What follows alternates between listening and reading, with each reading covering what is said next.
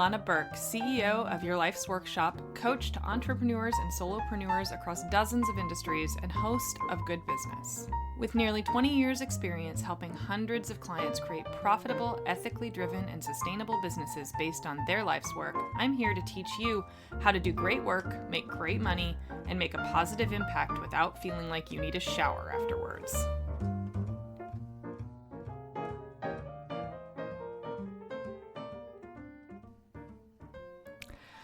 Hi there, welcome. Today's episode is the final chapter in our ethical selling series. And today we're talking about one of my favorite and least favorite topics to talk about, marketing funnels.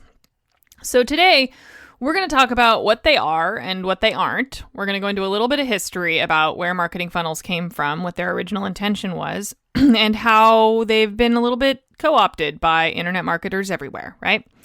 We're also going to talk about why I think they're a terrible way to structure a client relationship and why I think that it's a crap way to get started with anybody and what to do instead as a result. So just to preface here, I feel like I could do an entire podcast, like a whole podcast all by itself on just this topic, and I would have enough content for years, right? There's a lot to be said about this. There's a lot of debate. There's a lot of content. There's a lot of things and permutations and components to this. So I want you to know that today is really just going to be a primer. The idea is that by the end of the episode, I want you to have a clear understanding of the simple fact that a marketing funnel is not at all a necessity, nor is it even really a good idea if relationship building and trust are core values for you, your business, or for those you serve. So I want you to be at least questioning by the end of this episode. So you might have a marketing funnel. You might be in the process of creating one. You might even be beating yourself up for not having one yet. That's all of those states of being are fine, right? Like, I just want you to at least have some tools to examine what you're doing and why. Which so much of like what we do in business, especially when you're starting out, is like, it's all a big flippin' fucking mystery, right? Like, you follow instructions, you follow people who seem successful, and you do what they did, and then they get successful, and then they teach you how to do what they did, and so around and around we go, and we just keep following the same patterns over and over and over and over and over again, right? But the thing is, you don't actually have to do that. And we're going to talk about critical thinking and decision making in another episode, I promise. It's like a huge, big area. But today, I at least want you to start dipping your toe in the water of going, you know what? I'm allowed to be discerning in my business. Just because it worked for somebody else doesn't mean it's the right thing for me. And marketing funnels are like the big fucking flashing red neon sign of marketing that everyone thinks they have to do. And you don't. 11 years in, I still don't have a marketing funnel. Okay, so please know that. And I'm practicing what I preach on this one. So first off, let's talk about what a marketing funnel is. Now, I'm betting that if I lined up 10 people listening right now, you'd all give me 10 different answers. They'd all be sort of in the same neighborhood, but they're probably not as informed as you think they are. So the idea of a marketing funnel is, it's actually a really complicated question because it goes all the way back to a guy named Elias St. Elmo Lewis back in 1898. He developed the AIDA model, which essentially, if you picture the A at the top and the other A at the bottom, that's originally how a marketing funnel was created. Is the idea was when you go through a customer process, it was about like the psychology of a buying process for an individual customer. And he was an advertising guy. Like, he was kind of one of the original ad men, right? Like, and he's widely acknowledged as the foundation for this. It's a model that's still absolutely in use today. So the idea of AIDA is awareness, interest, desire, action. So the customer becomes aware that your thing exists. They get interested in it. They start actively expressing interest in a particular product. So, at the grocery store, that could be as simple as just picking something up off the shelf. That's the interest stage. Then desire, right? I start to feel those feelings of like, actually, I think I want this. I think I'm going to buy this. Then you actually take action. You purchase, right? So it's relatively simple, and it's like almost like a duh thing now, right? Like, obviously they have to go through those things, but in 1898, not so duh, right? So try to see it through that lens. Now, the idea of that funnel has been, over the subsequent century and a half or so, that idea has been sort of co-opted into three separate things or uses, depending on your perspective. And I mean, this is kind of my, like I said, rough and tumble explanation of this. So the first is the original model.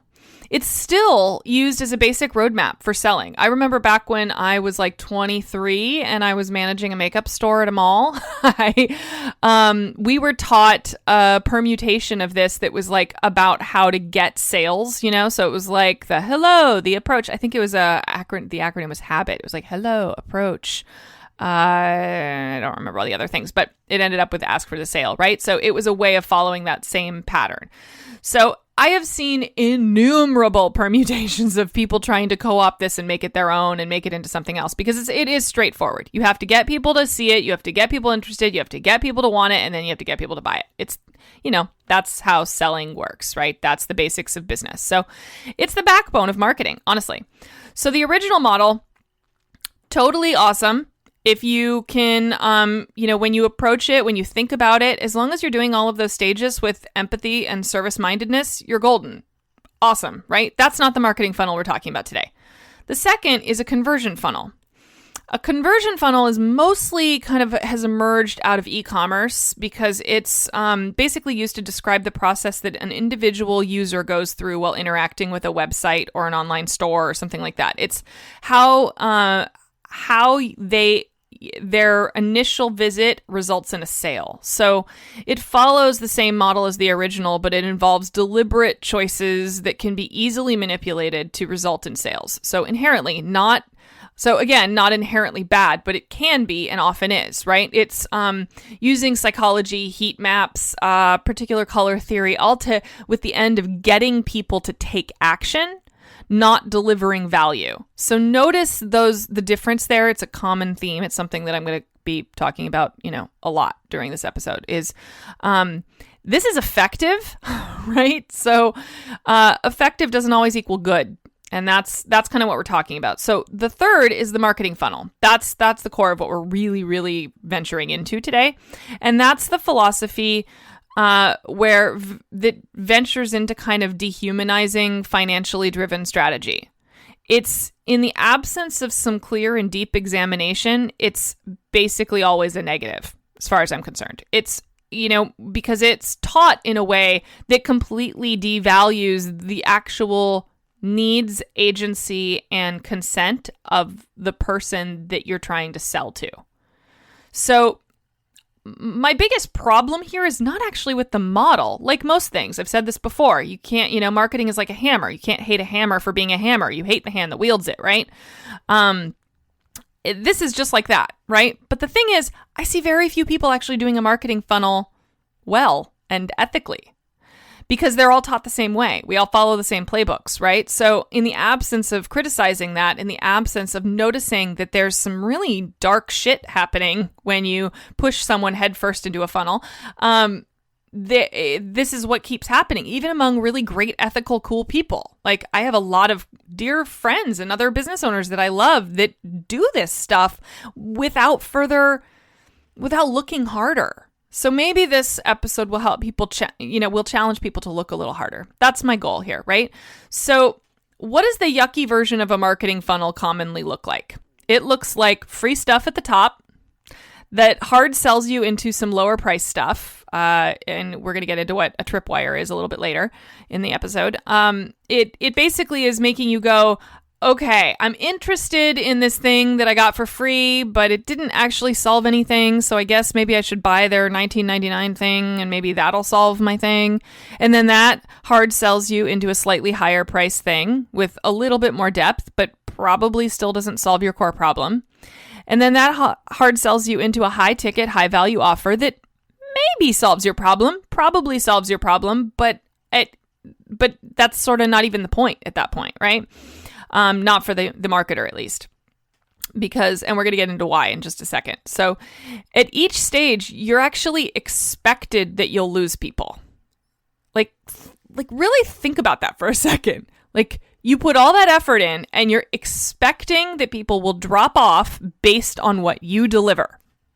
Think about how messed up that is and how much of a waste of energy that is. So we're going to circle back to that again in just a moment, but I want to go into why that's bad.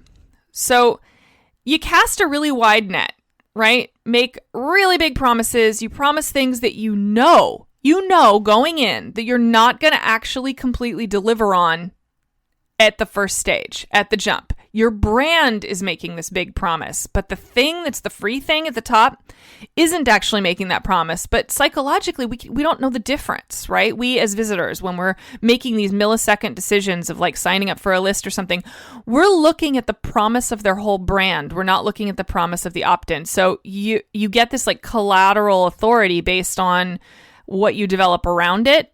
So then when you don't actually deliver on it, you're like, well, people start questioning themselves. Maybe it was just me, right? So you lose people because you made a promise you aren't delivering on.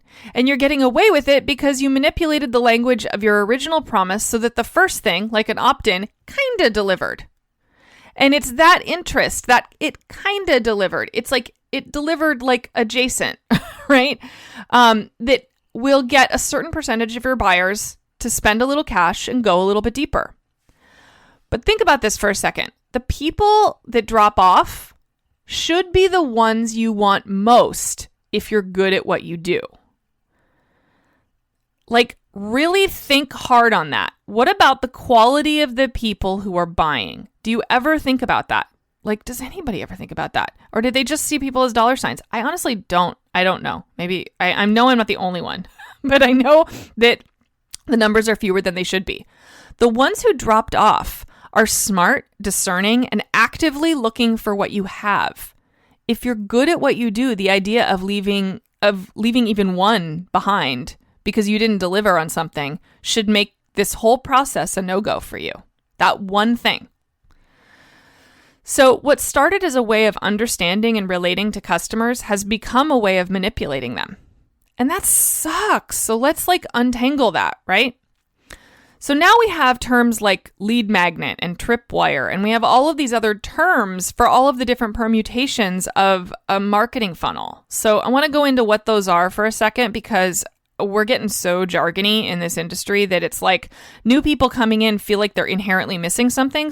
When they hear someone more experienced say things like, what's my new lead magnet? Or I got to develop a new tripwire. And it's part of the root cause of this continuing to perpetuate, because then you hear those things from people who are more advanced than you, and then you go looking for what they are, and then you do the thing instead of questioning the thing because it has the authority of that first person that you thought was doing it the right way, right? So a lead magnet is basically an interchangeable term with an opt-in. It's a simple, easy to understand way of getting people to take action in some way and become a part of your active community instead of just if a podcast is just a listener or, somebody who's a lurker, right? It's turning a lurker into someone engaged. It's a simple, easy to understand way of getting people to just move into that action mode. So for big retail giants, this might be something like a free gift or a 10% off coupon for signing up for a mailing list, that kind of thing. So for internet-based solopreneurs, which I'm sure many of you are, this is like a checklist, a simple ebook, a short basic course, that sort of stuff. We all know what freebies look like. So that's a lead magnet and an opt-in, same thing. A tripwire is the thing that you sell them after they get the free thing to get them into the next stage of the funnel. It's designed inherently to be too good to pass up. Cheap, easy, yes. But it's not usually basically cheap. It's usually something that's deeply discounted for some asset that you have. So a special thing just for our subscribers. You get half off on this if you buy in the next 10 minutes. Or if you click through in the next 5 days while you're reading my ebook or something, right? It should be something that is such a easy, simple yes that it's almost a no-brainer and will feel like it solves the problem that your lead magnet was supposed to solve but didn't. So it's easy to talk yourself into okay, well, for $15, I guess I'll get the next thing, right? Because marketers know, and this is really, really fucking important. Pay attention, okay? Stop jogging for a second or whatever you're doing. Pay attention to this part because marketers know that when someone buys once, they are statistically quadruply more likely. I know that's not a statistical word. This is why I'm not a math major. They're way, way, way more fucking likely to buy more later and probably quickly. This is the moment where a marketing funnel starts to work. where they go from, I signed up for your thing and gave you my information, so I'm giving you permission to market more things to me, to I just gave you some money. Now, why is this so important? Why is getting someone to spend $15 or $10 or $5, whatever it is, why is that so critical? Because once we buy something, we feel invested in it. That used to be true about just giving someone our email address, but it's not anymore. That used to be like just getting people on your list. That's why, pop-ups and all that stuff, people start to feel invested. It's just not true anymore because it's so prevalent. Like we've gotten so used to it that we don't feel that same level of investment. But the minute you take out your credit card, all that changes. Now, once you're invested in it, your ego is tied to it. It means that we will actively look for value in it to validate the choice that we make to purchase it in the first place. So even when we don't feel like we're getting value from something, we'll actually be more likely to buy from the same source because we feel invested. We feel like we start questioning ourselves, like we want to feel like we made a good decision. That's critical, right? Everybody wants to feel like they made a good decision. So we'll buy the deeper thing just to see if maybe we need that to feel inherent value. So the deeper we go, the more money we spend, the more engaged you become with that brand, the less inclined you'll be to get critical of what you're consuming. And the more likely you'll become to recommend it to others. The more money you spend, the more likely you are to recommend it, the less likely you are to criticize it. And by the bottom of the marketing funnel, you're so invested that you may even start pushing the thing you bought on friends and loved ones. All this to feed a really natural subconscious need to validate our choices. We are hardwired this way, you guys. Like seriously. Thinking you're immune to it is a mistake. Thinking that your people are immune to it is a mistake. I'm not immune, and I see these tricks clear as day in front of me. I still crave solutions and validation and simple fixes just as much as anyone. But I also work really, really hard not to add to the bullshit. And that's what we're talking about right now. If enough of us can make an example of the fact that this is not the only way to fucking do it, then it'll start to change. And we'll start to give people their agency back. We'll start to give people choice back. We'll start to give people a reason to buy instead of a manipulation into buying. So what should we be doing instead? That's the really big question, right? If not this, then what? So glad you asked, right? So first, look critically at what you're offering and to whom and why you're offering it. Your offers should always consider two things, and this is going to be like, duh, right? But what do your people want and what do your people need? Chances are they need and want a lot of things, but you're only paying attention to like one thing because we all think we're supposed to solve one big fucking problem. Well, chances are you're never going to solve the one big fucking problem for a lot of people, right? Because there's 1,000 tiny problems that make up that one big problem. That's where the real stuff comes in, right? That's where all the ancillary things that your brand offers become important.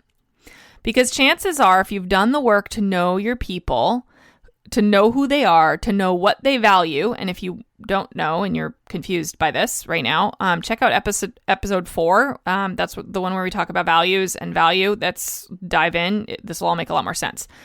Then instead of sneaking up behind them and shoving them into a funnel, you give them what they want and need in as many possible ways as you can. So here's what that could look and feel like.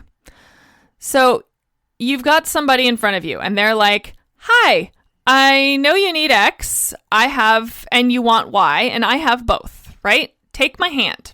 Let me show you why it's worth it to invest in what I have to offer.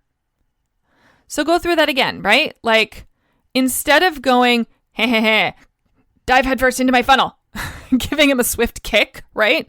That they have very little control over. Instead, you're like, hi, I'm offering you an invitation. Would you like me to show you why it's worth it to invest and give me money?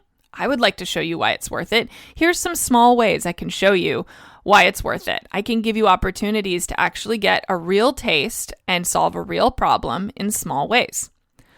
So it should break down their needs, their like really big needs and desires into a lot of teeny tiny ones, and should satisfy those a piece at a time with incredible value at each stage. It's okay to give away the farm. If you Like that's the thing about a farm. It keeps growing new things, right? If you're good at what you do and you're creative, you're not a like a finite commodity, right? You're a never-ending well of new and creative ways to solve problems and offer new things, right? So remember that. Have faith in that. If you give people a taste of deep value, you don't have to manipulate them with low-value fluff. It's really that simple. Because those highly engaged, intelligent people that see and feel big value from small price things are exactly the people that you want, because they're going to be the ones that are genuine evangelists who the people around them deeply trust. So think of this another way. I'm going to tell you like a fun little story, okay? Think of this another way. It's your birthday, right? And you make a reservation at the buzzy hot new restaurant across town. And when you get there, you have to kind of stand around and wait, and it's really, really loud, and it's not quite the like intimate experience you were expecting or kind of hoping for, but it was buzzy and everybody said it was really good. So you went, and it's your birthday. So you're trying to like make the best of it, and because it's fun, because there's all these expectations, right? And then the first course, you get some decent, like not great, but okay, like passable, fresh, nice baked bread, right? Yeah, it might taste good. It might even satisfy your hunger a little bit, but you're going to really want the next thing to be better, more special, right? You're really going to like go, okay, like it's got to be better than bread, right? Really? I mean, it's not even olive bread. It's just bread. And then the next course is like a Caesar salad, right? Even if it's the best Caesar salad you've ever had, it's still just a fucking Caesar salad. It's still something you can get at Olive Garden, right? But now you're not going to get up and walk out, even though you've had kind of two strikes to tell you that this is not really as special as you thought it was going to be. You're not going to get up and walk out because you're hungry and you want to see what the fuss is of this fancy new place, right? You want to be part of the experience of going there. You want to be able to tell people tomorrow at work that you went there, right? You don't want to admit that it might have all been like a dumb waste of money. There's very few people in the world who will, right? And obviously these are big blanket statements. I'm aware of that. Like, I know that many of you probably might get up and walk out if it's mediocre. So just know I acknowledge that, right? But in your mind, so we're back to the guy in the restaurant, right? In your mind, you may even be thinking, maybe that was an amazing salad and I'm just not refined enough to recognize its awesomeness, right? Like, you start convincing yourself that you're not tasting what you're tasting, that you're not experiencing what you're experiencing, that you're not disappointed. Because who wants to be disappointed on their birthday? Who wants to be disappointed when they spent a bunch of money and waited ages for a reservation and went through all these hoops to get to where they are? But by the final course, which was pretty good, maybe even great, it might have been the best steak you've ever had. But it still wasn't an experience that you thought you were going to have. And you still had to like wade through a bunch of crap to get there. So you're convinced, though, even though you had to wade through all the crap, that you had the best meal ever. You tip well and you rave about it.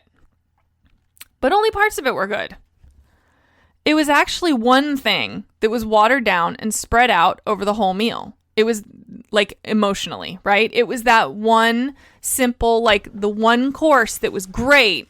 Your brain will sort of paint the whole experience with that one brush, right? You won't talk about the mediocre Caesar salad. You won't talk about the okay bread. You'll talk about, oh my God, I went there and they had the best steak I've ever had. But how long did it take you to get there? And how much disappointment did you talk yourself out of before you got to that spot? So instead, you could go to a Michelin star restaurant, right? Something that is universally respected and understood to be excellent. And the first course is an amuse-bouche, and it's an explosion of flavor. One bite feels life-changing. And in that single bite, you know you're in for something special. And every course after that is thoughtfully designed, well executed, and offers surprise value that you never knew you wanted or needed. Right? Every stage of that entire evening makes you feel hungry and eager for what's next, and makes you feel special for being a part of it. So instead of talking yourself into the experience being special when it isn't, it actually feels special. It feels like something that only you experienced and that is fucking magical. And you'll want to tell people about it but kind of not, because it feels so special. You'll sort of want to protect it a little bit, right? So you'll only tell people that you know for sure will enjoy it as much as you will. So when you think about that from a business standpoint, you can be the buzzy new thing that does all the new stuff, right? Or you can be the Michelin star restaurant that lasts, that takes years to get that good, that takes years to develop their processes, that takes ages to develop something that's truly exceptional and offers great value at every turn, at every stage, at every corner of the whole experience, so that the only people those ones tell are the ones they know are going to be right for it too. So what would you rather have? Highly engaged, highly discerning, highly intelligent, incredibly cool people that are part of your business, or not? And that is not to say, I want to say one more time, that is not to say that people who fall into a marketing funnel are dumb. I'm not saying that at all. I'm saying that they might have been the wrong people for you to begin with. Just because they bought from you, just because they told people about you, doesn't mean that they were the right people. Did you satisfy them? Did you change them? Did you make their life or business better? Whatever it is that you sell, right? Did you do that? Do you know, right? So your business can be buzzy and mediocre and successful, or your business can be magnificent, special, and successful. You pick. How you deliver is absolutely everything. It shows people what matters to you. It shows people that they matter to you.